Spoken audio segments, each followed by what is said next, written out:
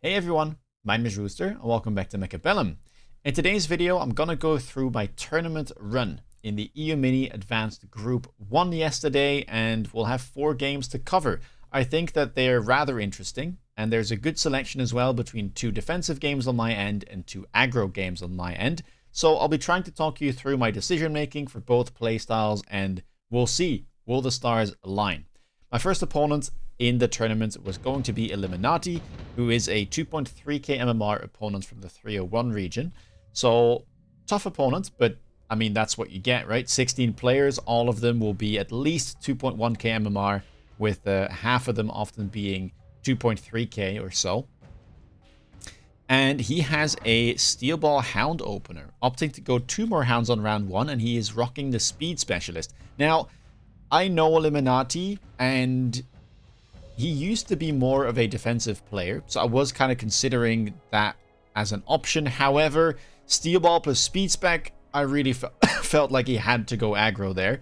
So, yeah, I am going to set up in a more defensive manner, expecting him to play asymmetrical aggro.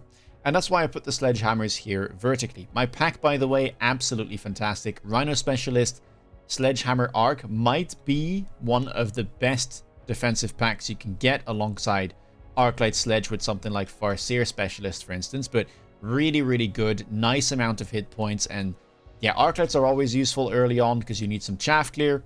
And honestly, their damage is not bad. And Sledgehammers don't have any bad matchups.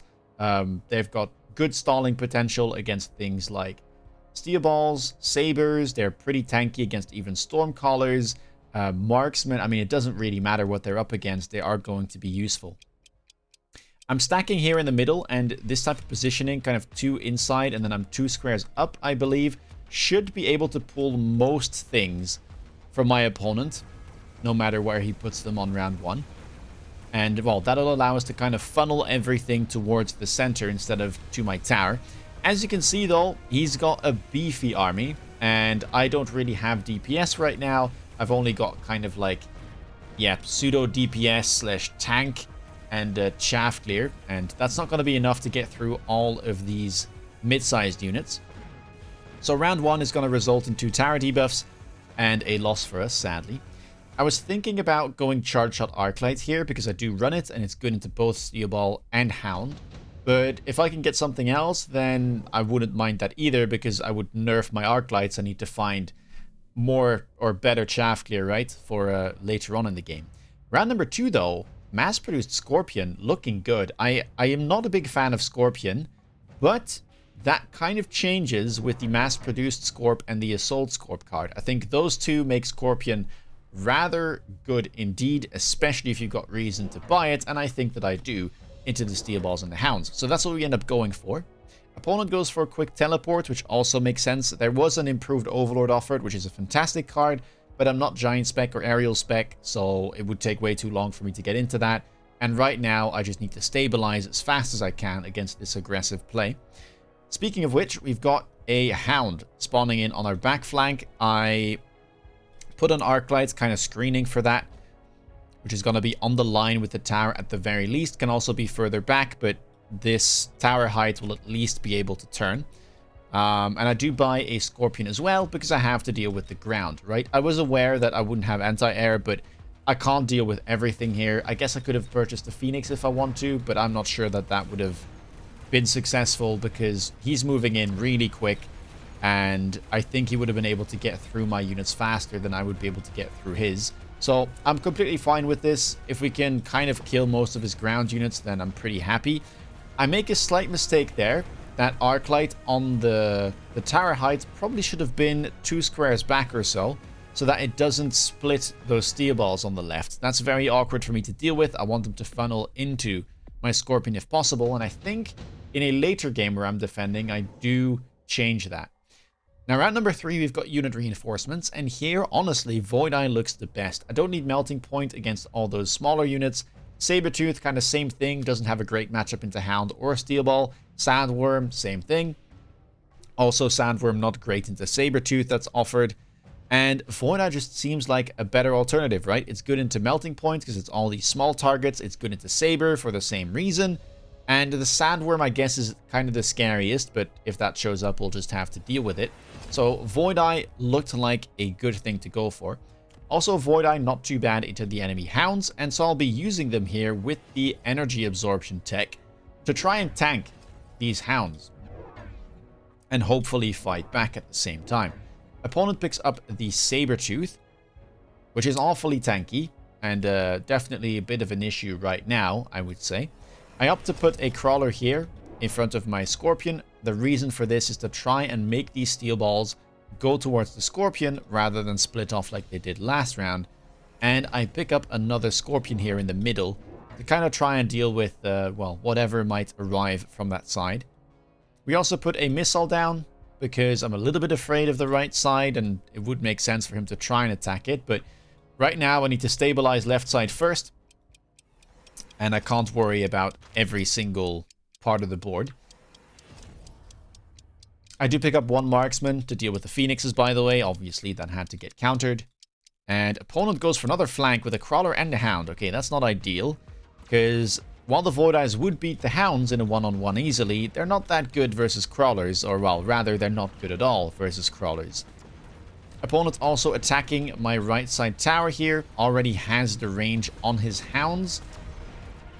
But yeah, as you can see, the left side is winning rather easily right now. So I've stabilized over there, which I'm happy with. Marksman should be able to get rid of the Phoenix.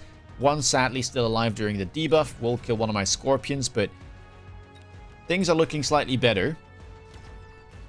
Can we defend our tower? It looks like we can. Sabertooth though, yeah, that's a lot of damage. One-shotting my Marksman during debuff as well, but the Void Eyes, after all those buffs, very tanky, and they've still got a lot of DPS, and we actually do manage to pick up round 3 and stop the bleeding.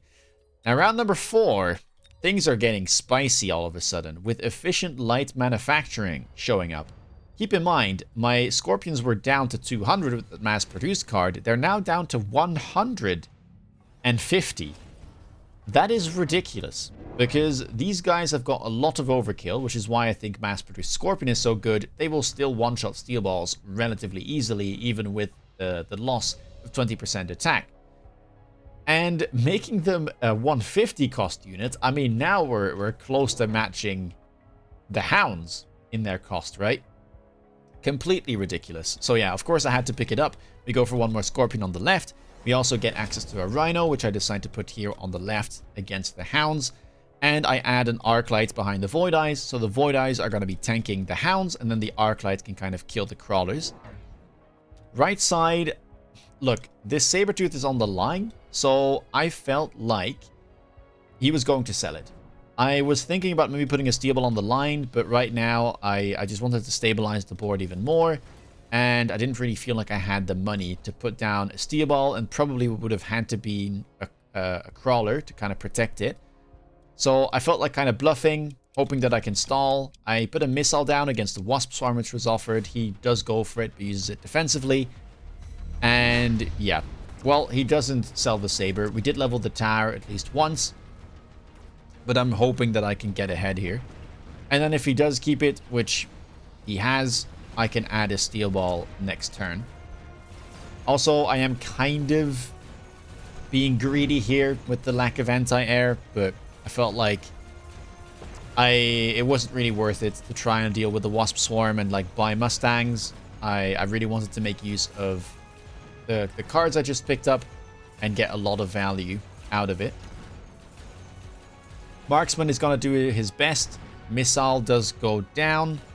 Kills all the Crawlers, but I think we're going to be losing here. Phoenix is sadly still going to be alive, and yeah, this Marksman is completely on his own and will sadly fall. So, going to be another air victory here. Next turn, we can fix it. And yeah, that's sadly going to be another round for our opponent. Sabertooth does a lot of damage, does level, but we can deal with it this turn. And yeah, now we kind of get into crazy territory. I am getting very, very lucky here. Additional deployment slot after picking up efficient light manufacturing is wild. This is going to make it so much easier for me to get value out of it. I can now deploy 4 units a turn if I use the mass recruitment, which means I can make 200 resources each round and pay back for that card even faster. And on top of things, right, we already had the cheaper scorpions as well. I mean, this is just absolute craziness. Now you can see I am putting down a steel ball here to deal with the saber. Sadly, this turn it does get sold, but at least, you know, we've defended against the potential of it being there. The rest of the board looked really strong, so I felt like this was a fine play to make. I also put a crawler here to kind of protect it from the right side. I decided to missile this hound pack because it's high level, and it currently has mech rage as well, with my opponent picking that up. And I decided to only leave my marksman still, so I am kind of, you know, being greedy here with my cards and my lack of anti-air. But if I can win the ground very easily, then, you know, even one marksman should be enough. Unless he buys a ton of wasp, but I didn't feel like he was going to do that. Instead, he goes for an abyss with a loan on round 5 and the efficient maintenance on it as well. Somewhat of a sensible move against the scorpions. Of course, these guys can't shoot up, and abyss is very good against things like scorpions and, well, boards that like to use mustangs, which tends to be the case with scorpions. I wasn't too worried here though, because I can buy 4 units a turn. And what's good into abyss is something like shielded wasp or range AA wasp. Also, field maintenance sledges, which are discounted. So, yeah, I could get a lot of units next round to try and stall this abyss from doing anything. Marksman is locked onto the abyss, and, well, you can see what the problem is with abyss sometimes. When it's up against fast units, it just outright misses them. So now he gets debuffed twice, and now my leveled marksman is starting to get kind of close to killing this thing. And with crawlers left, and steel balls, and a couple void eyes and fangs, I think we will even be able to win right here. As the marksman just takes his time and kills all of the enemy phoenixes. So there we go. And things get even crazier this turn. I mean, we both picked very quick. Opponent goes for the Wraith, techs it, and then we'll sell it, I believe, to go for the Dark Companion. Tech, summoning a Wraith that will have the same techs as well. Yeah, there we go. Goes for the Degeneration Beam instead. But I get blue wasps. And I wanted to buy wasps already anyway, because it's one of the best counters against Abyss. So I am getting, yeah, gifted some really, really insane cards this first game. I can't complain. My opponent certainly can and is allowed to. This is some craziness, and I don't really know what you're supposed to do against it. And yeah, I decided to immediately double tech my wasp with the range and the AA instead. Maybe I would have gone shield if I had to buy them myself, but considering we get this gift, I am going to be teching them to try and kill the abysses instead. I sell my Rhino to try and retrieve some money, and that allows us to buy 3 more wasps as well. Just kind of go wide on the board and screen both sides of the battlefield, which seems sensible considering he did pick up another abyss. And with the Wraith being summoned and not having something like range, yeah, these AA wasps should have a wonderful time. Flanks, by the way, are still doing really well. Those Void Eyes are tanking nicely, preventing any chaff from dying. Left side, we're getting some good locks. The Wasps are managing to kill that Wraith. Right side, much of a similar story. And meanwhile, my ground units are just distracting very, very nicely. Crawlers coming in here from the back. Same thing on the right side. Void Eye going to fall, or not Void Eye, Abyss, excuse me. I am the one with the Void Eyes. And on the right side, similar thing.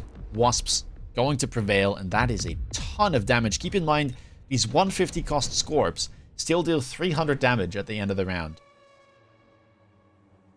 Round number 7, Wasp Swarm available. I will pick that up. Those Wasps will have the same techs as my Wasps. So yeah, that's going to be rather hard for him to deal with. And I decided to put it all the way in the back because it is unprotected for now.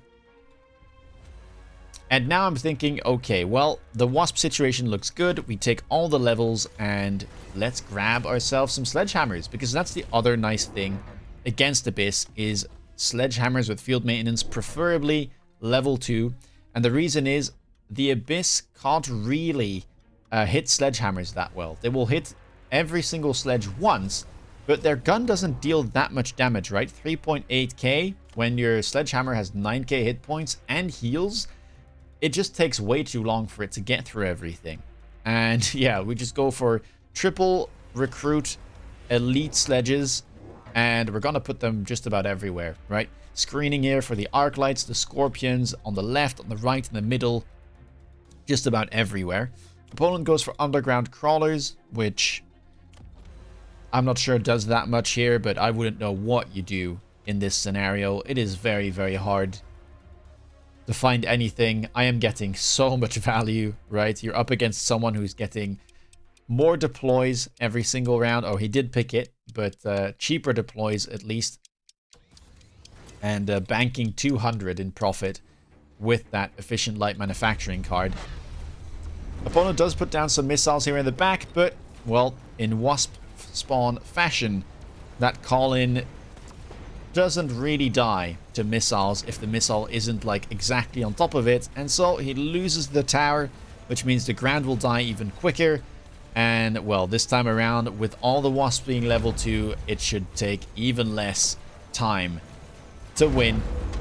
And the first game is a pretty easy one, I'd say, but mostly because I just got very fortunate with my cards. Every single thing aligned for me there. Very nice start, but yeah, I was destined to win this one, I think. Absolutely crazy stuff. Mass-produced Scorpion into Efficient Light, into additional deployment, into the blue Wasps. Every single round, I got probably one of the best options, if not the best option, that I could have gotten. So, a nice one here to start things off.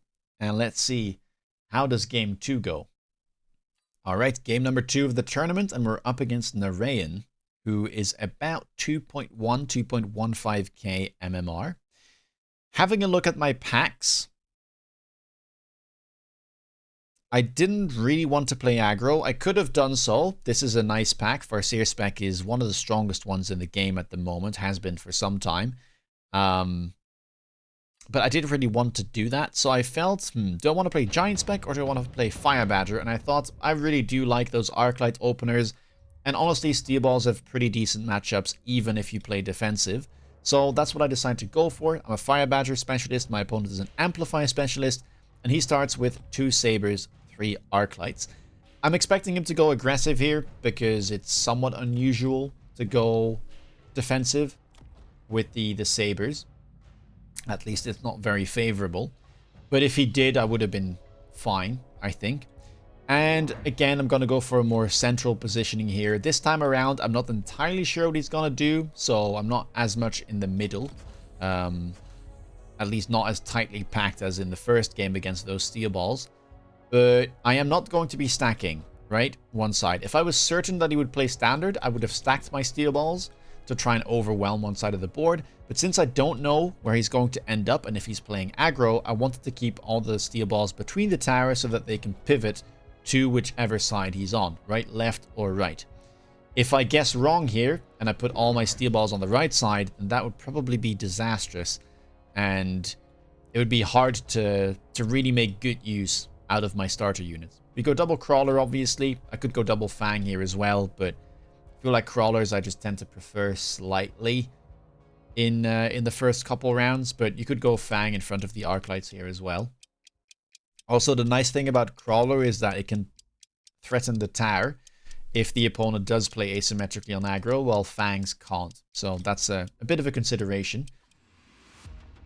And opponent going to put the small amp cores here on his Arclights. And as you will see, part of my Crawlers are splitting off, going towards his tower.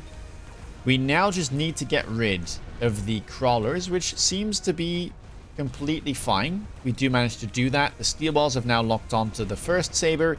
The tower goes down, and with 3 Steel Balls left, we should be able to kill the second Saber as well. So, lovely first round. Goes exactly as we would have hoped.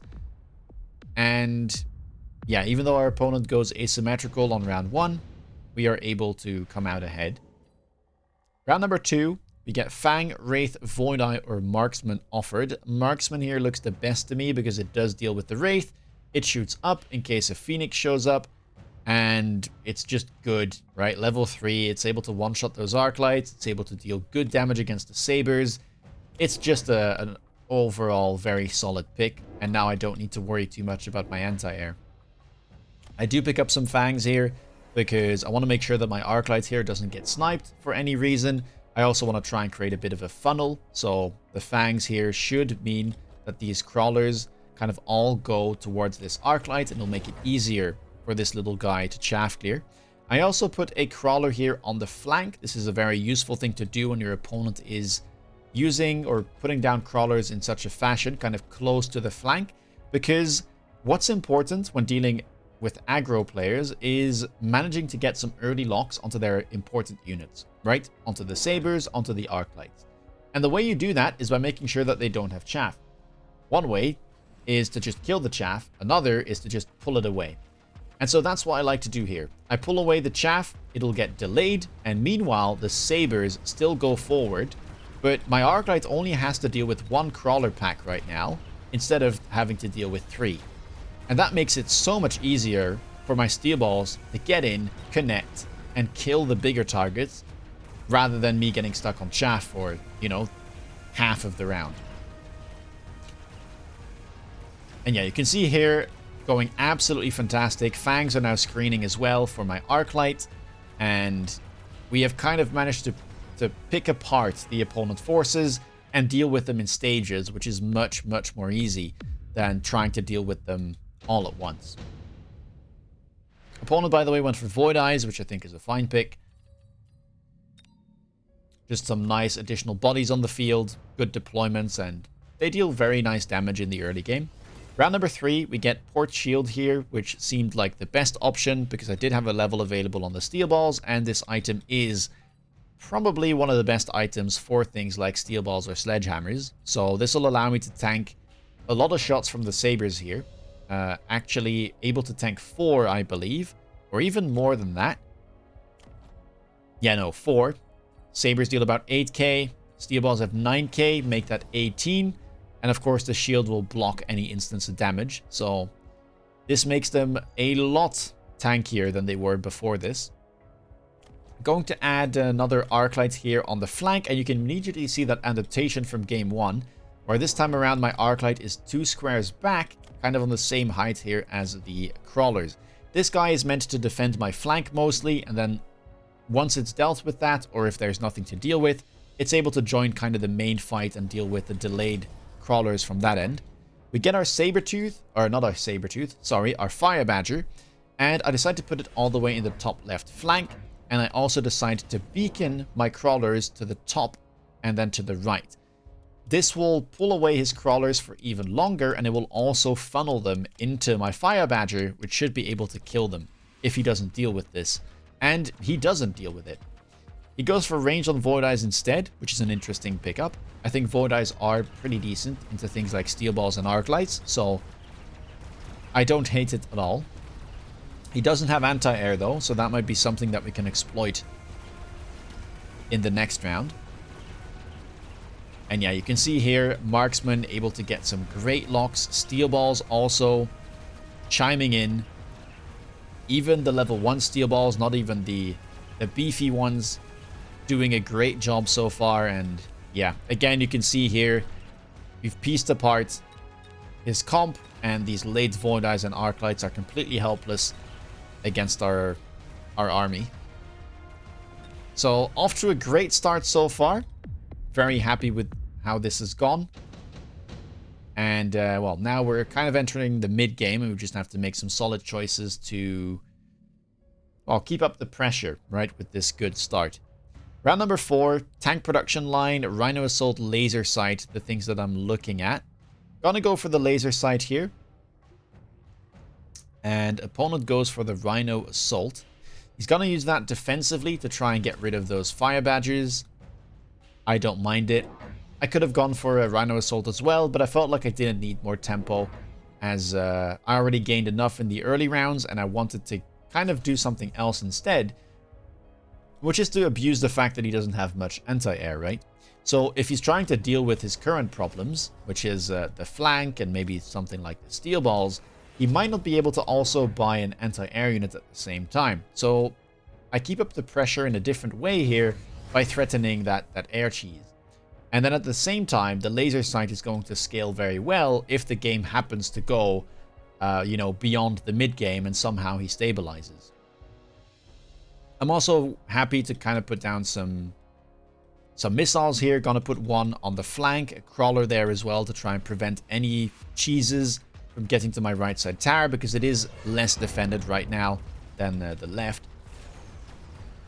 And let's see. Also, no range on the arc lights just yet. I might want to pick that up later. Steel balls moving in nicely. Void eyes are connecting, but yeah, you can see these guys are rather tanky. Phoenixes also connecting with his saber and able to take them down. That Rhino did deal with the fire badgers, but again, army rather delayed. Sadly, my arclights seem to die on the left side, both of them. So these crawlers are not something that we can deal with. And while we will be winning, it won't be a massive victory with only the Phoenixes surviving, presumably. Going to speed things up here, nothing too interesting.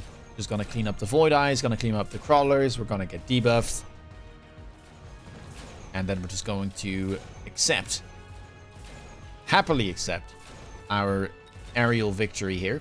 Sadly, Phoenixes not quite able to level from that. I would have liked it if they did, but yeah, they're just a sliver away from level 2.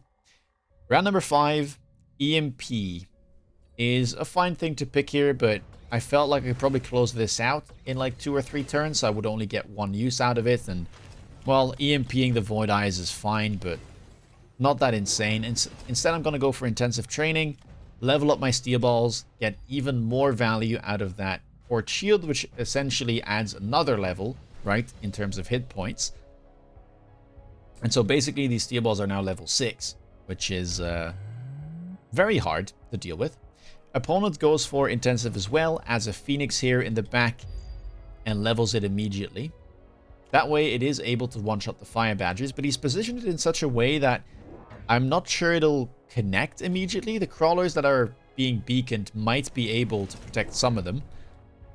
And yeah, I think it would have been way better if you just put like a Rhino back there, or at least something that instantly locks up the fire badgers instead of letting them shoot at his crawlers. I pick up another Phoenix on the right. We go for range on the arc lights. I also decide to go for oil. This will be able to slow him down this turn, and the next turn we can always use a fire badger to ignite it. And yeah, we've got a lot of kind of tricks, right, still available to us because of how good that early game went.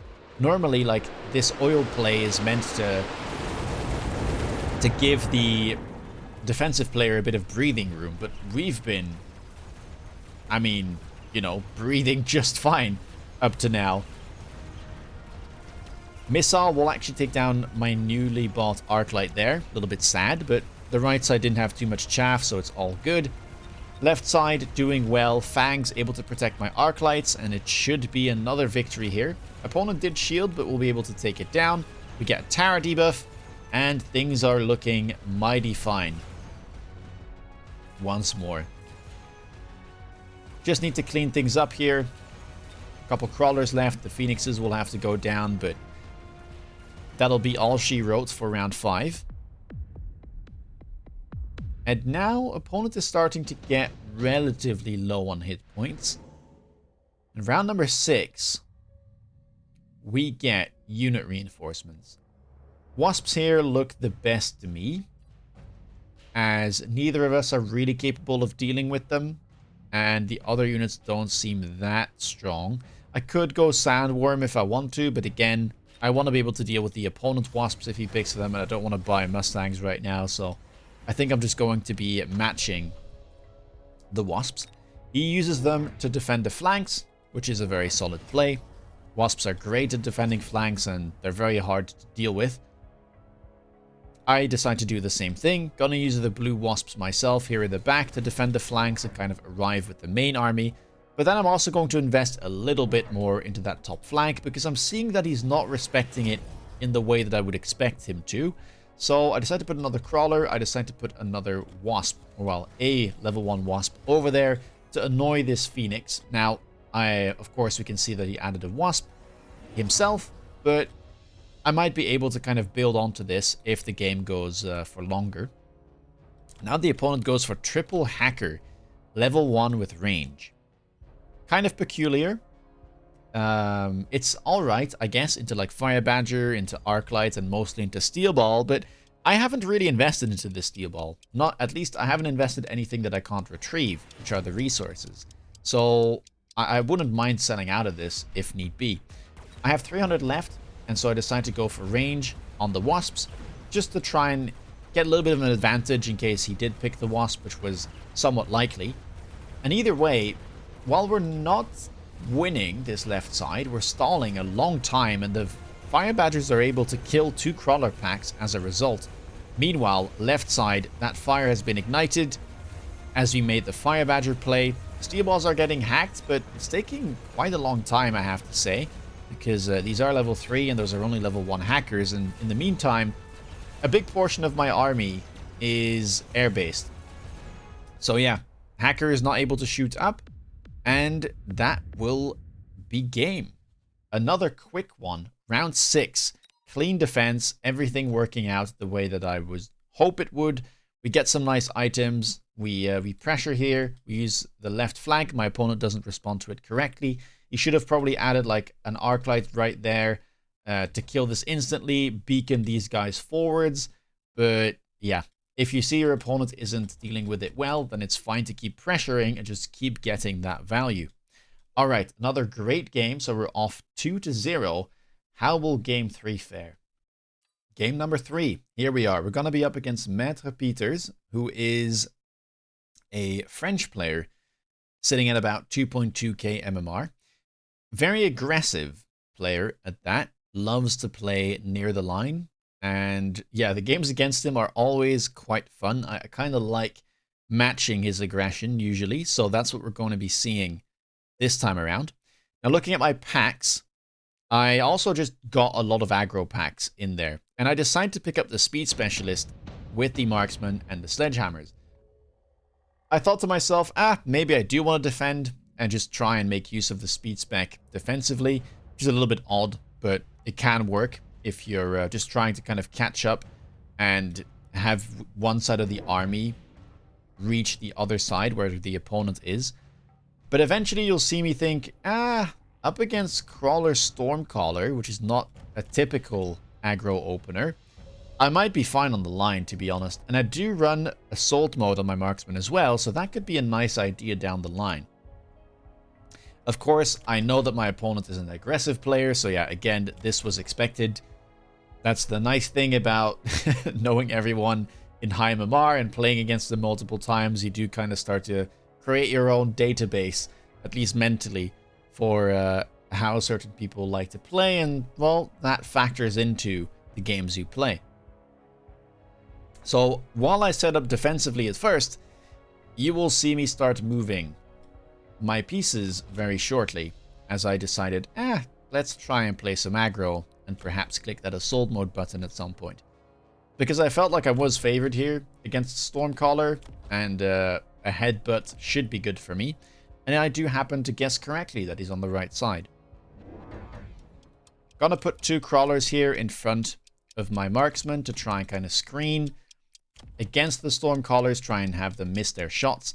Right side marksman, sadly, not gonna have the best time. It does get insta-locked, so yeah. 07. Your sacrifice will be remembered. Left side, though, things are looking great. And opponent just bought 2 more crawlers, which is a little scary. Sledgehammers aren't that great into anything more than 3 packs on round 1 if they are the only chaff clear. But at the same time, my opponent doesn't have chaff clear. He only has crawlers and stormcallers, and so things are not looking too bad. We managed to win the center, and our crawlers are now going to get underneath those stormcallers, so we do manage to pick up a win on round 1. And let's see. My opponent, by the way, is a Typhoon specialist. And here, round 2, it's a pretty difficult decision. Maitre Peters doesn't think too long, picks up that Rhino Assault. I felt like the heavy armor would have been good. Kind of wanted to just pick it and chuck it onto a sledgehammer. But as of late, I felt that in these type of scenarios where you're very vulnerable to the spell, you just can't ignore it. It is way too hard to defend, if not simply impossible. I can stall it with crawlers, but it's very hard to win unless you guess correctly where it's going to end up. So I've been picking the spells way more when I feel like there's no good way of dealing with it, and at least trying to trade a debuff with my opponent and just saying, well, the heavy armor is nice, but if I lose 500 or even more hit points here just to that spell, you know, I'm never going to get to the late game. And so that's what we do here. I pick up Assault Mode Marksman for a little bit of extra tempo. I go double crawler in the back, one here on the right, one between the middle and the left side to try and stall the opponent's Rhino. And then I decide to go aggressive myself, kind of where my opponent was, as I expected him to kind of stall the left side more with something like a missile. And as you can see, only one crawler turns. The others will turn as well, but the Rhino's already locked into the tower. And so we get the debuff first, while his Rhino is still busy fighting my crawlers. And these 9 seconds of debuff allow us to clear the enemy forces, lock those Typhoons. Meanwhile, the Rhino will walk towards my tower. I will get debuffed, but there isn't enough left for him to make a difference. And so we will pick up another round here. Assault Mode Marksman, by the way, really, really good here in the headbutt. You get so many stats, and you don't really care about the range loss. And considering I was expecting him to sell out a Stormcaller, I knew that he would likely not have that much DPS, and that is the case. He went for Typhoon, which isn't really meant to deal with things like Assault Mode Marksman. And now we have round number 3. Again, off to a good start, so happy with the way that we've played. And round number 3, okay, Incendiary Bomb, don't really want to go for that. Efficient Tech Research is fine, but I've already teched something, so maybe a bit too greedy, as this is a very volatile matchup as of right now. So I felt like going for stats this time around was a good idea. And up against this Crawler, Typhoon thing, Rhino really looked very, very good. I don't play Rhino that often, or at least the scenarios where you can play them are not, you know, that many. But this one looked very good. I am running Whirlwind, and Whirlwind is fantastic against things like crawlers like this and Typhoons. And, well, that's what I wanted to play. So I will add a Rhino to the board, give it that port shield, and I'm going to chuck it into the corner. Now, in order to protect it against potential steel balls or whatever may show up, I am going to kind of protect it here with the crawlers to the left and some crawlers on the flank as well as we mass recruit. And this way, anything that he adds behind there should at least briefly get slowed down and not insta-target my Rhino. Of course, I don't have money for the Whirlwind as of yet. And, well, I am rather surprised to see that my opponent also went for Rhino. And as he's been selling out a Stormcaller, he has a bit more money available, and he manages to get 3 Rhinos onto the board there. One next to his Typhoons, one on the left, and then one on the flank. But we somehow managed to get the tower first, speed spec showing its power.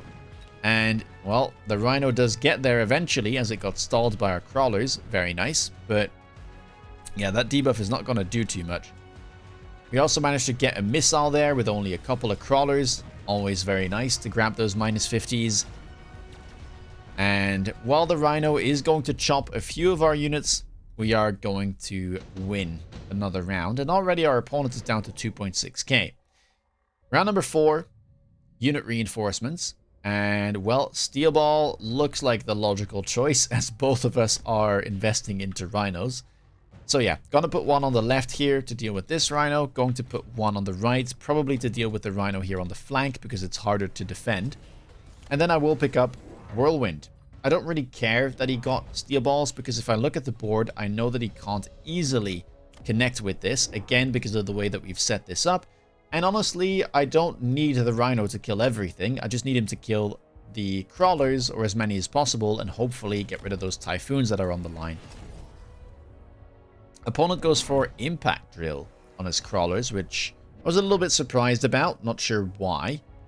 I guess he was trying to gain some tempo there.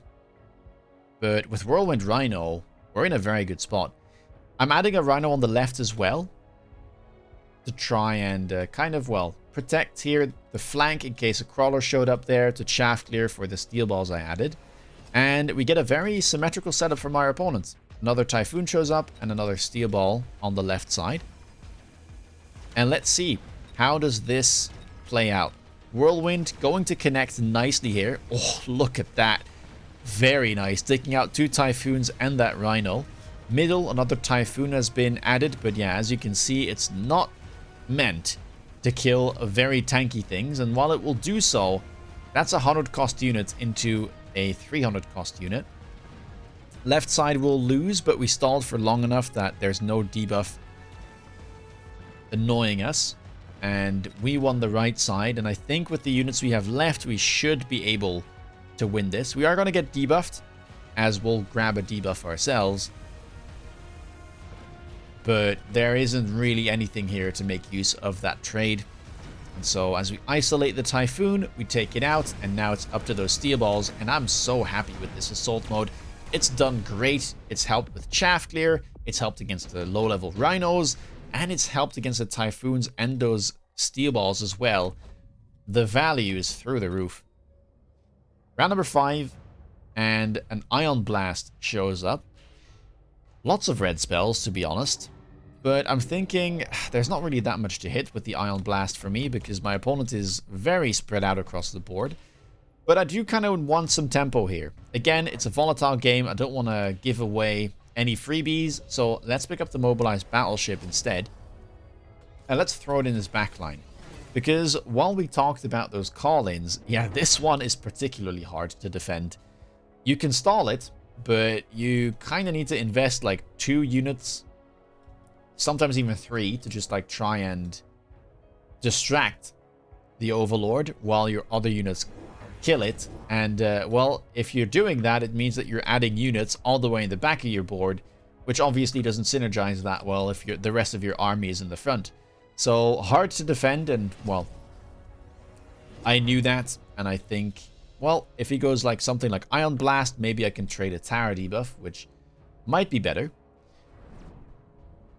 My backline is also very open, by the way, but I thought, let's take a bit of a risk. I do have a Crawler there. Maybe that disincentivizes him to pick it. He will kill one of my marksmen, but my boat managed to connect, and that means my Rhino now gets uptime during the debuff. I also went for Impact Drill myself because I had some crawlers that were fighting his directly. And, well, with the debuff, that has paid off tremendously, as my crawlers have been dealing nice amounts of damage. And so there we go. Round number 5, and now my opponent's going down to 682 hit points. And he's within striking distance, especially when we get more unit reinforcements. Double Blue Phoenix, a little bit scary, I have to say. But Void Eye not looking too bad either. I mean, a triple Void Eye here, level 3, maybe click Charge Shot, should be very good into these opponent's units, right? They're relatively tanky when they're that high level, and they should be able to dispatch of the enemy Steel Balls and Typhoons relatively swiftly. So that's what I decided to go for. Don't mind my tech bar, by the way. I am changing it slightly right now, but yeah, not running aerial mode, but I didn't really need it. I felt like Charge Shot was enough, and then if I needed more anti-air, I would just rely on other units, like my marksman. I also have the Rhino Assault back off cooldown, going to try and Goomba Stomp these Typhoons in the middle, as well as the Steel Balls. Opponent picks up the Phoenixes, which I was a little bit afraid of, because my anti-air is not the best, but I was willing to take a risk again, which sometimes is fine to do, right? Like with that Overlord drop. And it's often the way that you manage to get tempo, right? You can't play around everything. You just have to take some educated guesses and be willing to take risks where you feel like you can get away with it. Opponent going to stack left side. with a double Wraith purchase as well to chaff clear, and then double Phoenix. Kind of aimed at my tower here. I am loaning, so is he. I mean, he knows that he's close to dying, and I know that I can probably finish him off. But yeah, beacon into tower. A little bit scary. He Goomba stomps my marksman.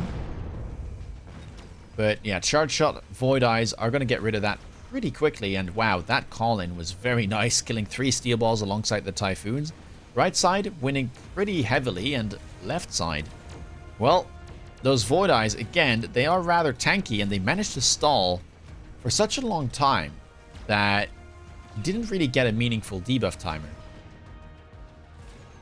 Now, we trade a debuff as well, which is not the best either, but I have 1-2 marksmen left, and that's going to be the important thing to take note of here. One of them dies, but he manages to kill 2 of the Phoenixes. The other ones die to a missile. And all I need now is for this marksman to live and take down the 2 Wraith.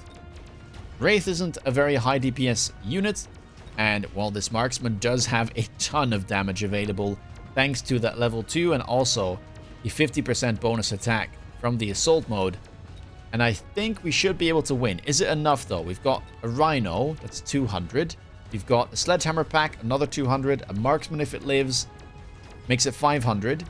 And then we've got a Steel Ball pack, 150.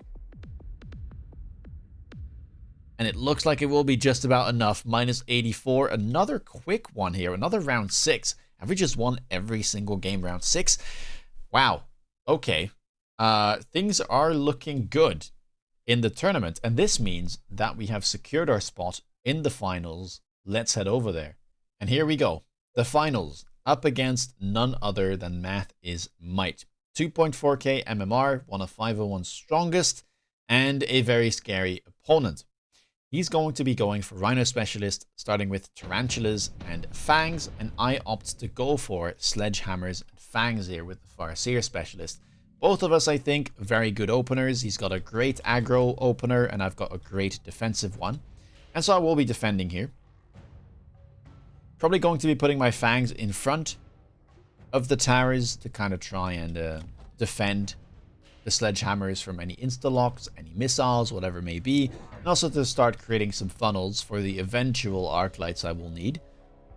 Now, up against Spider though, I would love arc lights because I am expecting him to buy double crawler, which he does. So I do need some more chaff clear, but I also need damage, right? I think if I buy arc lights, I lose by default because I can't kill the Tarantulas. And I think if I buy marksman, then I probably lose as well because I don't have enough... or if I buy arc lights, I don't have enough damage to kill the Tarantulas, so I lose because I don't have DPS. And the other way around, if I buy marksman, then I don't have enough chaff clear, and I probably lose because I get overwhelmed by chaff. I decided to go for marksman though, because my opponent does have fangs, which are maybe a bit easier to kill. And at the very least, this sets me up for a nice round 2, where I can buy something like Stormcallers to kind of help with the chaff clear, but also add DPS to the board, whilst not having to worry about anti-air, right? At least I've got the marksman. If he adds a Phoenix to the board, which is quite likely, I have something that can take that down. Whereas if I buy Arclight, then next round I'm kind of forced to buy a marksman or a Phoenix. And it's not really what I wanted to do. I wanted to get into Stormcaller. Stormcaller has been looking great lately against things like Spiders and Sabers because of that AP buff. And that's something I really wanted to make use of.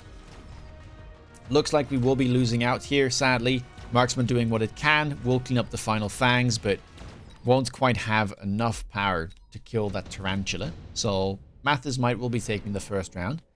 And now round number 2, immediately we're dealing with unit reinforcements. There is a Phoenix offered, but luckily we've got our marksman.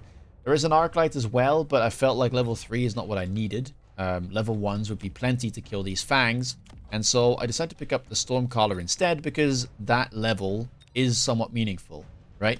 Having more damage to kill the Tarantulas faster makes a lot of sense.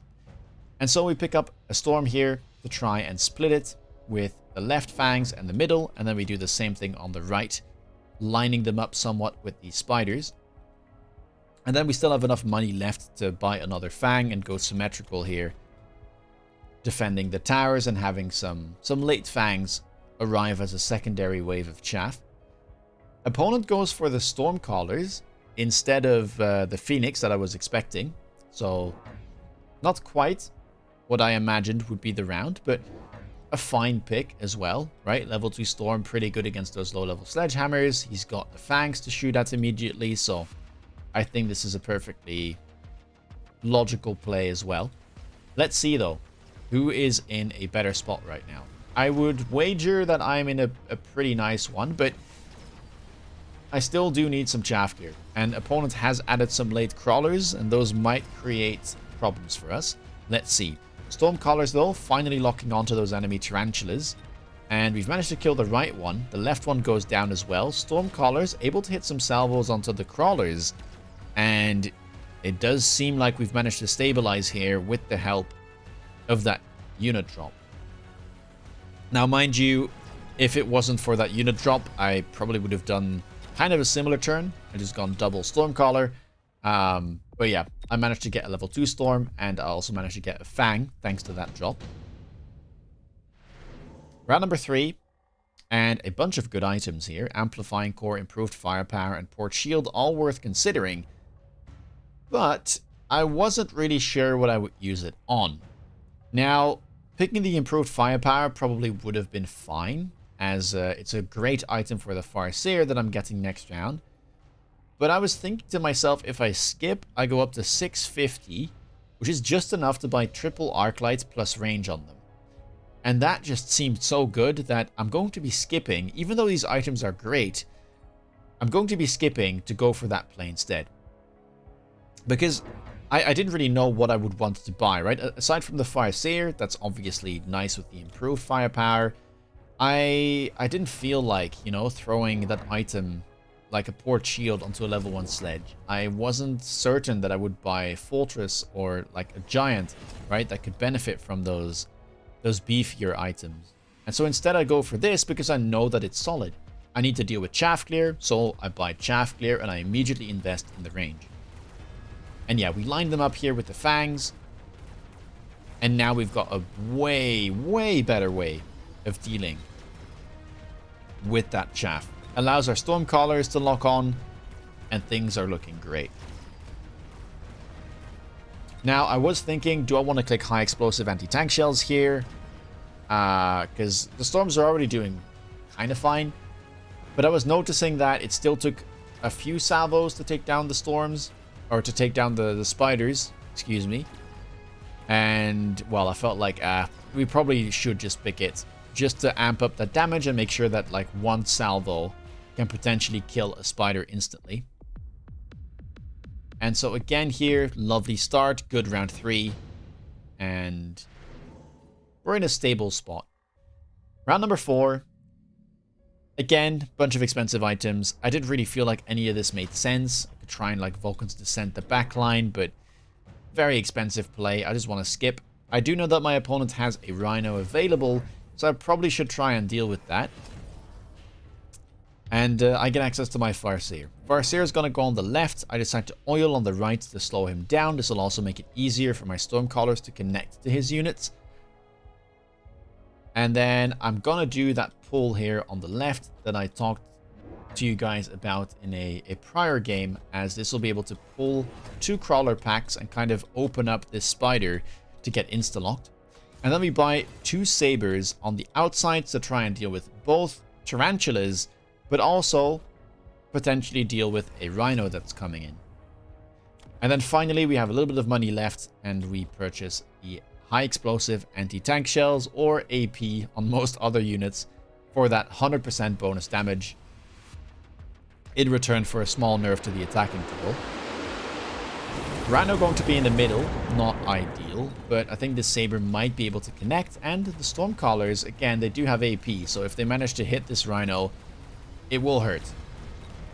Saber connecting, very nice. Looks like this guy will be going down, and opponent goes for an Overlord. And because he's not Aerial Spec or Giant Spec, I'm feeling like he is going to be investing into this. And yeah, he had to unlock it manually, or he had to pay the 200 cost fee. So it's probably safe to go anti-air my Marksman next turn. I do manage to take it down, which I'm very happy with. And looks like we will be able to take down that spider too. But we're slowing down a little bit. And I was getting somewhat afraid because Overlord carry has been looking strong lately. And my opponent, I think, has a very solid board right now. He's got range on the spiders. He's got chaff. He's got an item. He's got levels on the spiders. And he's already managed to get into Overlord. So, yeah. I need to find a way to perhaps try and close this quick before things get out of control. Now, round number 5. Opponent grabs a spawning unit, a Mustang production line for his Overlord, buys another. And I decide to go for a deployment module and pick up a Phoenix on the flank to try and debuff him. I don't put it on the left because obviously I added a crawler there. So if he tries to deal with this, then he might also add something that can deal with the Phoenix. So I want to try and attack the undefended tower. Opponent picks up range on the boats. I decide to go for anti-air on the marksman. And then I pick up some more marksmen as well.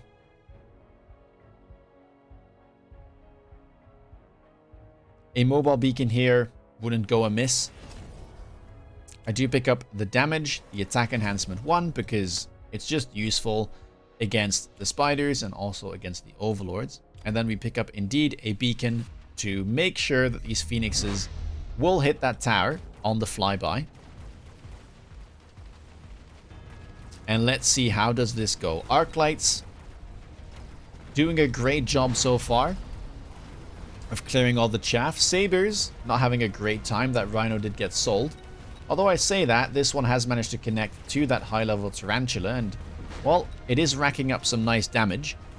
Meanwhile, phoenixes got in safely, took that tower down, and that means it's opened up the way for my marksman to take down the enemy overlords. And that debuff is fantastic, the second one, protecting my level 3 marksman, and as it connects to the overlord, it will take it down. And that's a lot of damage. 2 storms of Farseer, some smaller units, down to 730. Again, a very powerful early game. Round number 6, once more, unit reinforcements, the second rotation. And here, I mean, Hound looked really good. My opponent has a ton of chaff, and I don't think the other units really helped me that much. So I felt like picking up some more Hounds and kind of try and help the arc lights. Made a lot of sense. I don't run incendiary bombs, which would have been good here, I think. But I don't run it, so that's not an option. But we could just range them. And then I'm thinking, alright, what could I do here to secure a win? And I decide to swap my entire board and attack the left side. So I use my deployment module on the crawlers to move them up to protect hounds that I add, and then I jump drive my phoenixes from the right flank to the left. That way, if he adds a missile, it'll go onto the crawler and not hit my phoenixes. So yeah, we're kind of going for a Hail Mary, attacking the other side. And hopefully we'll be able to get in. Opponent goes for missile interceptors to kind of stop the missiles from the stormcallers. Goes for high explosive on the tarantulas. And we pick up 2 more, I believe. Blue marksman with AA. And we pick up another hound as well. Kind of screening the sides here in case we get flanked. And yeah, just spreading the chaff clear. And as you can see, 2 of the missiles both went onto the crawlers because they were free to move as they were already spawned in. So the phoenixes are still alive. The hounds do go down and we're slowed a bit because of the crawlers. But it does look like we'll be able to connect to his tower. Now, will it be enough? Looks like we're stalling for a nice amount of time. Debuff comes through. 9 seconds. All the marksmen lock on. They're high level. They take down the overlord swiftly. And even though my opponent went for that mothership, it is not enough against the onslaught of marksmen and the Farseer we still had. And so, yeah, you do the tally. We've got a Farseer, we've got 2 storms, we've got a bunch of marksmen, and that's well over 1,000 damage. And so, again, it is a round 6 win for the victory. We managed to win this tournament, which I was very happy about. We actually won back-to-back. Last week, we also won the EU Mini. So, yeah, very happy with that. It coincided with my 1-year partner anniversary on Twitch, which I was notified about by Twitch. I didn't know this, but yeah, it was a nice coincidence. So a good way to celebrate. And yeah, crazy tournament run. I don't think I've had a tournament run this crazy in a while. Cards aligning, just making the right moves, the right plays, the tower cheeses working out, and just, yeah, the tempo being on my side. So yeah, a good day for me. If you liked it, please leave a thumbs up. Let me know down below what you thought of these games. Were they informative or were they too dominant? Let me know.